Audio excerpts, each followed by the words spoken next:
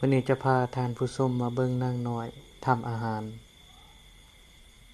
ก่อนอื่นหมดเพิ่นก็ตำพริกให้ละเอียด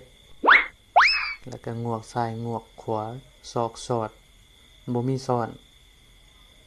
เทใส่หม้อหุงข้าวเลยหลังจากนั้นก็มีผู้สวยยืนสอนมาให้นางก็เอามาขูดพริกแล้วก็เทใส่หม้อหุงข้าวตามเคยบ่แม่นธรรมดาเด้มีผู้สวยอยู่ทางหลัง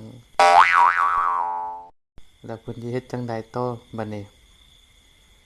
งวกซ้ายงวกขวาก็จับศีลหมูที่นางได้กะเกียมไว้หลังจากนั้นเพิ่นก็เติม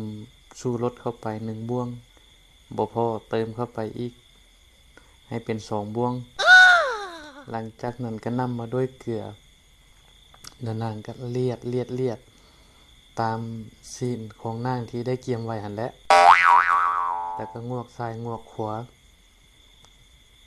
แล้วเพิ่นก็เอาข้าวหน้อมาใส่ย่านบ่เข้ม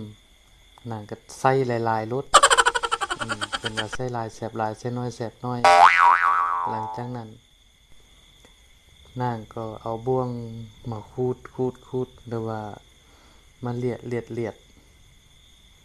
หลังจากเสร็จเรียบร้อยแล้วนางก็เอาเนื้อที่ว่าได้เกียมไว้ไปย่างใส่ตู้ไมโครเวฟ